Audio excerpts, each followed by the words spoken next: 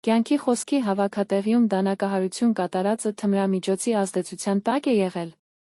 Կյանքի խոսք կրոնական կազմակերպության Թբիլիսյան խճուղում գտնվող հավաքատեղիում տեղի ունեցած դանակահարությունից տուժածը կյանքի խոսքի հետորդներից է եղել, իսկ նրան դանակահարած ազգականը ոչ Էզր Էմին վստահեցրել է այդ կազմակերպության հովիվ Արմեն Լուսյանը։ Նա նշել է, թե կան տեղեկություններ, որ դանակահարողը ինչ-որ բանի ազդեցության տակ է եղել։ Չգիտենք, թմրադեղերի ազդեցության տակ է եղել, թե